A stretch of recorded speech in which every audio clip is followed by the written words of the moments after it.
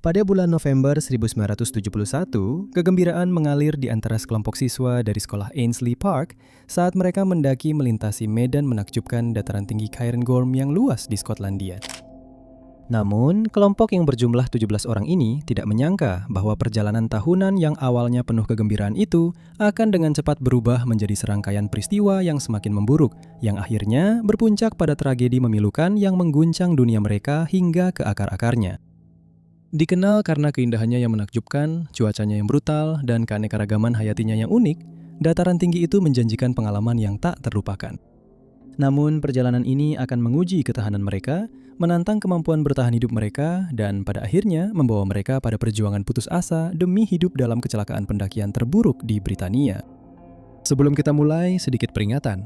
Apa yang akan Anda dengar cukup intens, jadi penonton disarankan untuk berhati-hati. Kisah ini begitu mengerikan sehingga secara harfiah mengubah protokol perjalanan dan pendakian di seluruh Britania Raya secara permanen. Setelah Anda melihat apa yang terjadi, saya rasa Anda akan mengerti mengapa hal itu harus dilakukan. Britania Raya adalah salah satu tempat paling terindustrialisasi di dunia, dan konsekuensi dari hal itu adalah semakin sedikit alam liar yang belum tersentuh. Sebagian besar lahan di seluruh Britania Raya telah dibudidayakan atau dimiliki secara pribadi, dan hutan yang masih ada biasanya dikelola dan dirawat. Kamu tidak akan menemukan gurun pasir besar atau danau pedalaman yang luas, dan bahkan tempat-tempat yang paling liar pun ya sudah tidak benar-benar liar lagi. Bahkan di taman dan cagar alam, di mana seharusnya kamu dekat dengan alam, kamu tetap hanya selangkah dari kenyamanan peradaban. Tapi pegunungan Cairngorm di Skotlandia benar-benar menonjol sebagai mungkin satu-satunya sisa alam liar sejati yang tersisa di Britania Raya. Taman nasional yang sangat luas ini adalah yang terbesar di Britania dan dinamai dari puncak tertingginya Cairngorm. Tempat ini adalah surga bagi para pecinta alam terbuka dengan jalur pendakian, rute panjat tebing, tempat berkemah, sungai untuk kayak, dan jalur untuk bersepeda. Menjadi rumah bagi seperempat spesies langka dan terancam punah di Britania Raya, tempat ini juga merupakan satu-satunya tempat di mana Anda bisa melihat kawanan rusa kutub liar terakhir di pulau ini. Rusa kutub dari keluarga rusa bukan jenis yang menarik kereta terbang Santa kalau Anda penasaran. Selama bertahun-tahun, para orang tua telah mengirim anak-anak mereka dalam petualangan tahunan ke tanah liar terakhir di Britania, mempercayakan para pemimpin berpengalaman untuk menjaga keselamatan semua orang. Sayangnya, pada bulan November 1971, apa yang dimulai sebagai perjalanan edukasi berubah menjadi mimpi buruk terburuk bagi setiap orang tua. Semuanya dimulai dengan baik pada pagi November yang dingin itu, saat 14 murid yang antusias dan 3 guru mereka dari sekolah Ainsley Park berkumpul, siap memulai trek navigasi selama 2 hari melintasi dataran tinggi. Dengan latar belakang pegunungan Cairngorm yang megah dan menantang, perjalanan ini dimaksudkan untuk menguji pengetahuan mendaki gunung dan pendidikan dan pelatihan luar ruang mereka. Bagi para murid, perjalanan lapangan kecil ini tak lebih dari sebuah petualangan kecil yang unik melintasi alam liar yang sesungguhnya. Dan seluruh kelompok menantikan untuk menjelajahi wilayah luas dan liar ini, yang dikenal karena pemandangannya yang menakjubkan, tetapi juga cuacanya yang tak terduga. Dalam beberapa minggu menjelang petualangan mereka di pegunungan, rencananya adalah melatih para murid secara menyeluruh dalam teknik-teknik pendakian gunung yang penting. Idealnya, mereka akan menguasai hal-hal seperti membuat pijakan dengan menendang salju untuk mendaki lereng curam, cara melangkah turun dengan hati-hati di turunan terjal, dan bagaimana meluncur turun lereng dengan duduk secara aman. Mereka juga seharusnya sudah menguasai cara menghentikan diri sendiri jika mulai meluncur turun gunung secara tak terduga, serta menerima pelatihan pertolongan pertama yang komprehensif untuk menangani keadaan darurat secara efektif saat terisolasi di pegunungan. Sayangnya, pelatihan yang mereka terima tidak sekomprehensif yang seharusnya. Mereka hanya diperlihatkan keterampilan-keterampilan ini secara singkat, sehingga mereka kurang siap menghadapi kondisi berat yang akan mereka hadapi. Dalam mempersiapkan perjalanan, para siswa dibekali dengan perlengkapan yang seharusnya cocok untuk cuaca dingin di pegunungan. Peralatan dan pakaian khusus disediakan oleh pusat kegiatan luar ruangan yang bertanggung jawab atas pendakian mereka. Meskipun para remaja membawa celana dan sweater mereka sendiri. Mereka membawa barang-barang seperti karabiner yang membantu mengamankan tali, harness untuk keselamatan, dan kompor untuk memasak. Mereka juga diberikan sleeping bag yang dirancang untuk cuaca sangat dingin, terpal besar untuk tempat berlindung darurat, dan kotak pertolongan pertama pada kecelakaan. Namun, peralatan keselamatan tingkat lanjut tidak ada atau tidak memadai. Para pemimpin mengira ini akan menjadi perjalanan singkat ke pegunungan. mereka keliru secara fatal. Idealnya, mereka juga seharusnya sudah dilengkapi dengan helm dan alat pelacak sinyal sejak awal, yang sangat penting untuk keselamatan di medan terjal. Tapi, siapa yang akan memberikan peralatan semahal itu kepada beberapa remaja untuk perjalanan sekolah singkat? Bagaimanapun juga, yang benar-benar mereka kurang adalah pengalaman untuk menghadapi kondisi yang sebentar lagi akan mereka hadapi. Jadi, saat mereka berangkat, kelompok itu tanpa sadar kurang perlengkapan dan tidak memiliki pelatihan menyeluruh yang bisa membuat perbedaan besar dalam kemampuan mereka untuk menavigasi dan bertahan hidup dengan aman di pegunungan Cairngorm yang brutal. Kekurangan dalam persiapan ini akan segera terbukti dengan cara yang mengerikan. Perjalanan ke pegunungan dimulai di bawah kepemimpinan Ben Beatty, seorang kepala instruktur pendidikan luar ruangan berusia 23 tahun di sekolah Ainslie Park dan juga pendaki gunung berpengalaman.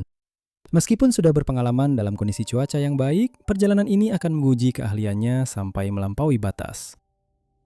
Mendampingi Beatty adalah pacarnya yang berusia 20 tahun, Catherine Davidson, sesama penggemar dan mahasiswa pendidikan jasmani. Meskipun Catherine memiliki pengalaman mendaki gunung yang lebih sedikit secara keseluruhan, ia pernah mengunjungi Cairngorm 2 kali di musim dingin, menjadikannya satu-satunya orang dewasa dalam kelompok tersebut yang benar-benar memiliki pengalaman mendaki gunung Cairngorm di musim dingin.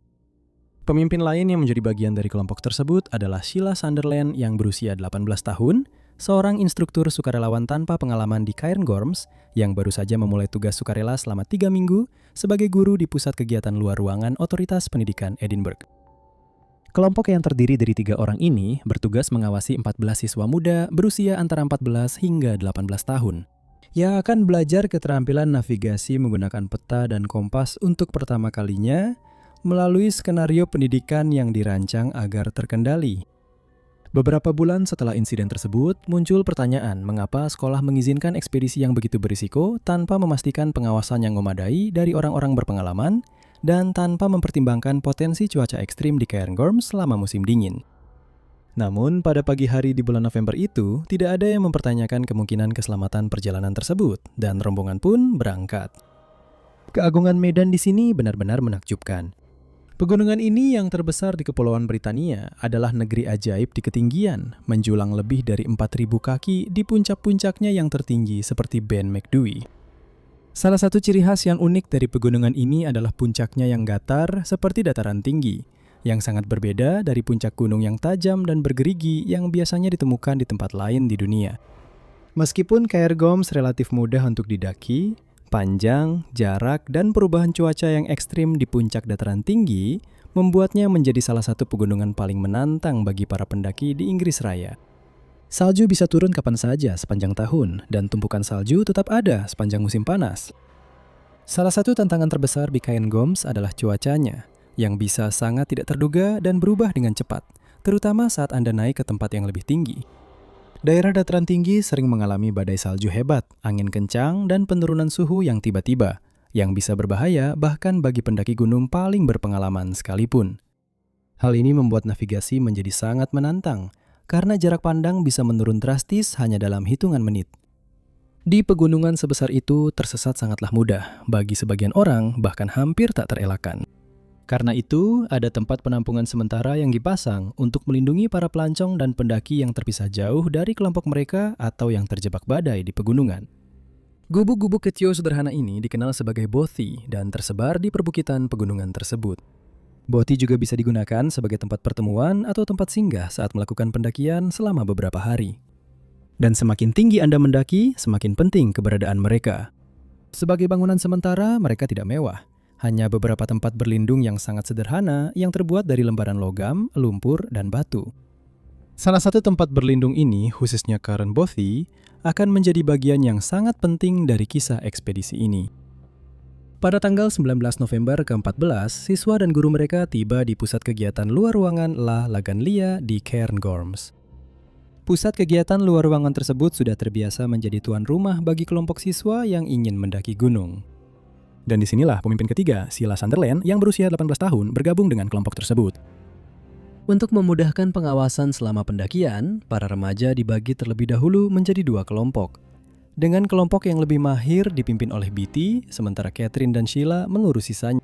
Rencananya sederhana, Kedua kelompok akan menyeberangi dataran tinggi dari Cairngorm Selatan menuju Ben Macdui, puncak pegunungan Cairngorm, dengan seluruh perjalanan direncanakan selesai dalam waktu 48 jam. Idealnya, ini seharusnya menjadi pendakian sejauh 10,5 mil yang akan menjadi perjalanan menantang bagi kelompok tersebut, di mana sebagian besar anggotanya baru berusia 15 tahun. Tapi mereka sangat antusias, tanpa menyadari tantangan berat yang menanti dan akan mengubah ekspedisi pendidikan ini menjadi mimpi buruk. Pada Sabtu pagi itu, para pemimpin kelompok menyerahkan rencana perjalanan mereka kepada Kepala Lagan Lia, dan bahkan menyertakan solusi di mana, jika cuaca buruk terjadi, kedua kelompok diharapkan mempersingkat ekspedisi mereka dan mencari perlindungan di Karen Boti. Rencana mereka disetujui, kelompok itu tetap berencana untuk mencapai puncak. Suhu mungkin menurun, tetapi sejauh ini cuaca tetap stabil dan tenang. Meskipun perakiraan cuaca memprediksi kondisi buruk hari itu, Ben Beatty dan Catherine Davidson telah memutuskan bahwa pendakian tetap bisa diselesaikan dengan aman sebelum cuaca buruk datang. Ini adalah awal dari beberapa kesalahan fatal. Perjalanan ini sudah mengalami masalah sejak awal. Pertama, pendakian dimulai jauh lebih lambat dari yang direncanakan, yaitu sekitar pukul 11 pagi. Yang berarti mereka tidak punya banyak sisa waktu terang untuk menyelesaikan pendakian mereka. Jika kamu pernah melakukan pendakian serius di pegunungan, kamu tahu bahwa biasanya kamu ingin sudah berada di puncak pendakian paling lambat tengah hari, karena cuaca buruk biasanya akan datang paling lambat pukul 1 siang. Kelompok ini bahkan baru mulai pukul 11 pagi itu. Untuk mengejar waktu yang hilang, mereka naik ke pegunungan Cairngorm menggunakan lift ski, berharap bisa menghemat beberapa jam siang yang berharga. Matahari terbenam di bulan November terjadi tepat sebelum pukul 4 sore. Setelah mencapai dan melintasi dataran tinggi, kedua kelompok tersebut akan turun secara terpisah. Kelompok Catherine Davidson seharusnya kembali melalui Lair Grui, sedangkan kelompok Beatty akan kembali dengan melintasi Cairnto dan Breriah di sisi lain lembah. Jika terjadi keadaan darurat, rencana untuk kedua kelompok seperti yang saya sebutkan sebelumnya adalah mencapai Karen Bodi, sebuah tempat aman di ketinggian yang jauh lebih rendah di Lair Grui, di mana mereka akan bermalam. Kelompok Ben Beatty yang beranggotakan pendaki yang lebih berpengalaman bergerak lebih cepat ke depan, menangani jalur yang sulit dengan lebih baik karena keterampilan mereka. Kelompok Catherine Davidson yang terdiri dari 6 siswa yang lebih muda dan kurang berpengalaman mengikuti di belakang dengan kecepatan yang lebih lambat. Tak lama setelah kelompok itu memulai perjalanan, mereka melintasi dataran tinggi Cairngorm. Cuaca berubah persis seperti yang diperkirakan, memburuk dengan cepat. Kelompok Ben menghadapi kesulitan berat akibat cuaca. Saat mereka mencapai Koiredomhan, angin yang semakin kencang dan salju tebal yang lembut secara signifikan memperlambat kemajuan mereka dan mengurangi jarak pandang. Menyadari bahaya yang semakin besar yang mereka hadapi, Betty memutuskan untuk beralih ke rute alternatif yang lebih aman, dengan tujuan menuju Karen Boti sebagai tempat bermalam yang lebih aman. Mereka tiba di pondok perlindungan sekitar pukul 15.30. Sesampainya di sana, mereka harus membersihkan salju yang menumpuk di pintu masuk hanya untuk bisa membuka pintu, sebelum akhirnya bersiap menghadapi malam yang pasti akan panjang dan dingin. Namun, meskipun kondisi di luar sangat buruk, kelompok Ben merasa aman di dalam tempat perlindungan itu. Mereka menunggu berjam-jam, berharap melihat jejak kaki kru Catherine di luar yang juga mencari perlindungan di tempat perlindungan ini sesuai rencana. Namun, kelompok Catherine Davidson tidak sampai ke tempat perlindungan itu.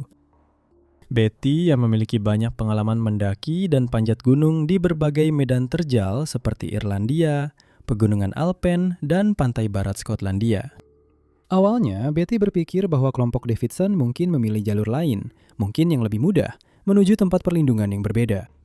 Kesalahan penilaian tentang keberadaan kelompok Davidson ini menjadi kesalahan lain yang pada akhirnya berujung fatal karena kondisi cuaca terus memburuk. Seiring berjalannya malam, kondisi di sekitar bivak kelompok Beatty memburuk secara signifikan. Salju menumpuk begitu tinggi di depan pintu, sehingga ketika pagi tiba, mereka kesulitan hanya untuk membukanya. Dengan cara yang cerdik, anak laki-laki terkecil di kelompok itu dibantu melewati pintu yang sedikit terbuka untuk membersihkan salju dari luar, sehingga semua orang bisa keluar. Sepanjang cobaan itu, Beatty sangat khawatir akan keselamatan kelompok Catherine Davidson yang masih belum tiba di tempat perlindungan. Menghadapi keputusan sulit, Beatty mempertimbangkan risiko mencari kelompok yang hilang dibandingkan dengan kebutuhan mendesak untuk memindahkan kelompoknya sendiri ke tempat yang lebih aman, turun ke Larik Gru. Niat utama Betty untuk ekspedisi itu bukanlah untuk menguji batas fisik anak-anak, melainkan memberikan pengalaman edukatif di alam liar. Peristiwa tak terduga ini memaksanya mengambil peran penting, menyeimbangkan keselamatan kelompok yang bersamanya dengan tanggung jawab terhadap anggota yang hilang.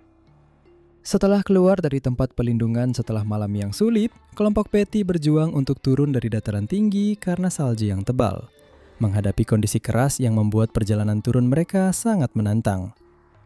Mereka berkali-kali jatuh dan tergelincir di sepanjang perjalanan, dan satu anak laki-laki bahkan hampir mengalami cedera serius. Namun setelah mereka akhirnya berhasil keluar dari dataran tinggi dan mencapai tempat yang relatif aman di Lyric Grove, Betty berhasil menghubungi pusat outdoor Laganlia. Saat itulah dia mengetahui bahwa kelompok Catherine Davidson belum kembali, yang membuat kekhawatirannya semakin besar. Menjelang malam sekitar pukul 4.30 di hari kedua mereka di gunung, kelompok Betty tiba di Roti Marches Hut, sebuah fasilitas penginapan di bawah gunung di mana mereka bisa menelpon ke Laganlia dan mengatur transportasi mereka. Pada pukul 5.30, mereka bertemu dengan kendaraan transportasi mereka, dan para siswa berhasil kembali dengan selamat ke Laganlia. Namun, karena tidak ada kabar dari kelompok Davidson, Betty melanjutkan perjalanan ke pusat ski, lalu ke Glenmore Lodge, dan ke kantor polisi di bawah lereng. Pada pukul 7 malam itu, dengan kelompok Davidson yang masih belum ditemukan, mereka secara resmi melaporkan kelompok tersebut hilang. Tindakan ini memicu respon langsung. Tim penyelamat memberanikan diri menghadapi badai salju dan kegelapan, berangkat untuk mencari kelompok yang hilang. Tim penyelamat gunung tambahan dari Cairngorm, RAF Kinloss, Braemar, dan Aberdeen juga dikerahkan. Tim-tim ini berkoordinasi dan bersiap pada Minggu malam, sehingga mereka bisa memulai operasi pencarian dengan sungguh-sungguh sebelum fajar Senin, berharap dapat menemukan para pendaki yang hilang di tengah kondisi yang menantang. Sementara itu, di gunung, kelompok Catherine Davidson sedang dalam masalah dan mereka menyadarinya. Awalnya, setelah berpisah dari kelompok Betty, mereka menghadapi jalur yang berat. Rencananya sudah jelas. Mereka harus meninggalkan tempat parkir pada pukul 11.00 pagi. Naik ke puncak Cairngorm setinggi 4.000 kaki dalam 1,5 jam, lanjut ke Lacan Buide dalam 2 jam, lalu mendaki 500 kaki ke Ben Macdui dalam waktu sekitar 1/4 jam. Turun ke Tailesburn dalam 1 jam, lalu melintasi Lyric Grove untuk mencapai Carnbothy dalam setengah jam berikutnya. Seluruh perjalanan dijadwalkan memakan waktu sekitar 6,5 jam, dengan harapan berakhir di Carnbothy pada pukul 5:15 sore. Namun, saat mereka semakin jauh menelusuri rute tersebut, kondisi semakin memburuk. Dengan cuaca yang memburuk dengan cepat menjadi badai salju hebat, perjalanan itu menjadi semakin menantang.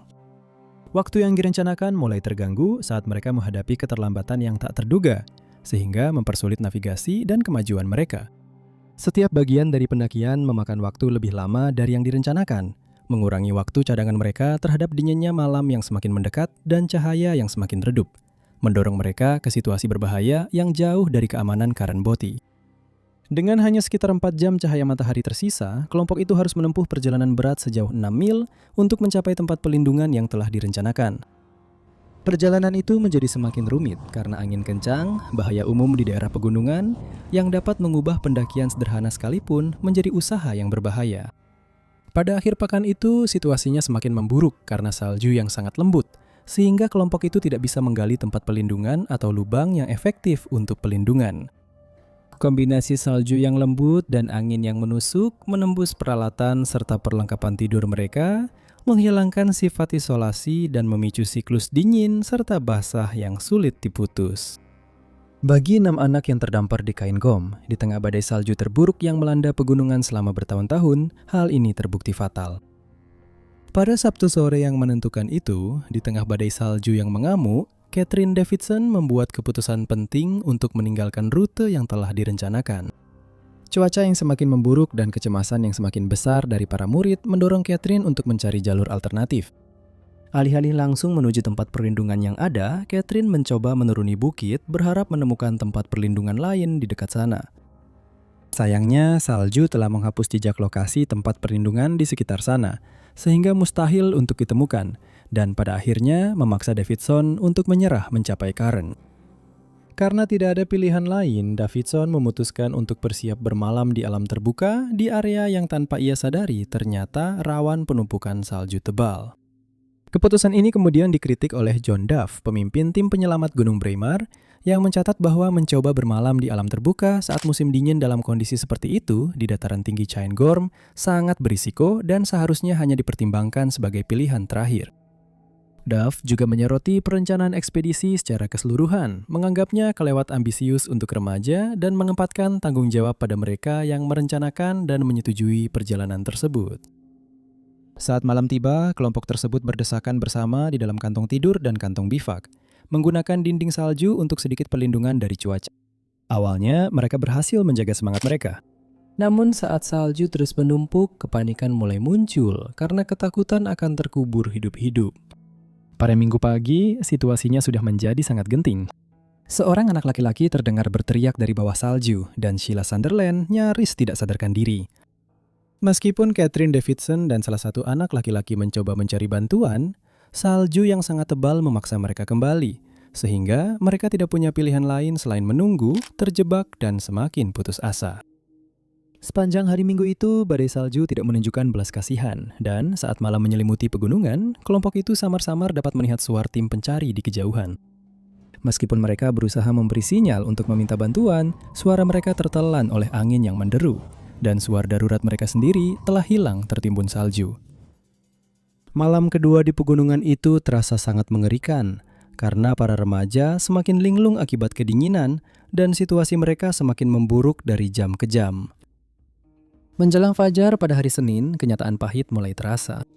Sebagian besar anggota kelompok itu sudah terkubur seluruhnya atau sebagian di bawah salju, dengan beberapa anggota kemungkinan sudah meninggal. Catherine Davidson memaksakan dirinya sampai batas maksimal dan di ambang kelelahan, dia tahu bahwa dia harus melakukan satu upaya terakhir untuk menyelamatkan dirinya sendiri dan yang lainnya. Sementara itu di markas gunung, Beatty dan seorang pemimpin lainnya Paisley terus berusaha mengumpulkan informasi di pusat ski, Glenmore Lodge, dan AFI, kantor polisi Aviemore, dan tim penyelamat gunung dari Cairngorm, RAF, Kinloss, Braemar, dan Aberdeen bersiap untuk melakukan pencarian besar-besaran yang dimulai sebelum fajar pada hari Senin. Upaya pencarian semakin intensif di tengah kondisi badai. Pada hari Senin 22 November 1971, meskipun cuaca buruk, sekitar 50 orang yang didukung oleh helikopter menyisir area tersebut. Tim penyelamat Gunung Braemar mendekat dari selatan, tiba di Carnbotty namun mendapati tempat itu kosong. Namun terobosan penting terjadi sekitar pukul 10.30 pagi itu ketika sebuah helikopter dari RAF melihat Davidson, yang dengan putus asa merangkak dengan tangan dan lututnya melintasi dataran tinggi. Jaket oranye cerah yang dikenakannya sangat mencolok di antara salju putih sehingga menarik perhatian pilot. Helikopter berhasil mendekat cukup dekat untuk menurunkan dua anggota kru yang kemudian mencapai Davidson. Dia tidak bisa berjalan. Kakinya terkunci dalam posisi berlutut dan dia dievakuasi dengan helikopter ke tempat yang aman dalam operasi yang berbahaya yang menjadi jauh lebih sulit karena salju tebal yang berterbangan akibat baling-baling helikopter. Davidson diangkut dengan helikopter dan kemudian dibawa dengan ambulans ke rumah sakit. Meskipun sudah berada dalam tahap lanjut hipotermia dan kebingungan, dia memberikan petunjuk penting tentang lokasi anggota kelompok lainnya, hanya dengan mengucapkan beberapa kata. Sungai kecil, danau kecil, terkubur. Petunjuk-petunjuk ini mengarahkan tim pencari ke lokasi pasti terjadinya tragedi tersebut. John Cunningham dari Glenmore Lodge bersama dengan Beatty dan Paisley adalah yang pertama mencapai lokasi tragis tersebut di mana mereka menemukan jenazah 6 siswa dan asisten tertimbun jauh di bawah salju. Semua telah meninggal secara tragis kecuali satu orang, Raymond Leslie, yang masih bernapas dan segera mendapat perawatan dari seorang dokter. Kemudian sebuah helikopter Royal Navy Sea King yang dipandu oleh pemimpin RAF Kinloss MRT menggunakan suar berhasil mengevakuasi Leslie ke rumah sakit Rigmore untuk perawatan darurat. Sayangnya, Sheila Sunderland, Carol Bertram, Susan Byrne, Lauren Dick, William Kerr, dan Diane Dudgeon tidak selamat. Nyawa mereka direnggut oleh salah satu badai salju terparah yang pernah terjadi di Cairngorms. Dari kelompok mereka, hanya Catherine Davidson dan Raymond Leslie yang selamat dari cobaan mengerikan ini, menjadikannya salah satu hari tergelap dalam sejarah pendakian Gunung Britania. Sebuah penyelidikan yang diadakan pada awal tahun berikutnya setelah bencana dataran tinggi Cairngorm mengungkap beberapa kesalahan kritis dalam perencanaan dan pelaksanaan pendakian tersebut. Diputuskan bahwa tingkat kesulitan pendakian tersebut tidak cocok untuk anak-anak yang masih sangat muda, terutama mengingat kondisi cuaca buruk yang diperkirakan terjadi pada hari itu. Penyelidikan tersebut mengkritik keputusan untuk memulai pendakian pada sore hari dan penggunaan lift kursi yang menghambat kemampuan kelompok untuk menilai kondisi jalur pendakian lebih awal sehingga tidak dapat menghindari bahaya. Rekomendasi dari penyelidikan tersebut menekankan perlunya pemimpin kegiatan luar ruangan untuk memiliki sertifikasi resmi, guna memastikan mereka memiliki pengalaman yang diperlukan untuk memimpin ekspedisi semacam itu dengan aman. Selain itu, disarankan agar pendakian direncanakan dengan cermat dengan mempertimbangkan usia dan tingkat pengalaman peserta, terutama jika melibatkan anak-anak. Meskipun penyelidikan tidak menyalahkan satu individu pun, namun hal itu menimbulkan pertanyaan tentang efektivitas tempat perlindungan darurat seperti Karen Botti. Tempat perlindungan tersebut telah menjadi tujuan utama para pendaki yang mungkin mendorong mereka untuk terus berjalan dalam kondisi buruk daripada berbalik arah. Setelah banyak perdebatan, akhirnya diputuskan untuk merobohkan Botti yang ada saat ini, dengan tujuan menyeimbangkan keselamatan dengan manfaat perkembangan dari aktivitas luar ruangan yang penuh petualangan. Saat ini, Cairngorms tetap menjadi tujuan yang populer, sering dikunjungi oleh rombongan sekolah dan ribuan pengunjung setiap tahunnya. Pusat Laganlia masih menjadi tempat kunjungan sekolah, namun dengan protokol keselamatan yang ditingkatkan, memastikan bahwa semua pemimpin rombongan telah bersertifikat dan terlatih sesuai standar yang ketat. Meskipun insiden kecil masih terjadi, langkah-langkah yang diambil telah berhasil mencegah terjadinya tragedi lain sebesar bencana di Plato Cairngorm. Jadi, dalam arti tertentu, saya rasa masih ada kebaikan yang muncul dari tragedi itu pada akhirnya. Terima kasih sudah menonton dan sampai jumpa di video berikutnya. Tetap berani dan hiduplah dengan berani.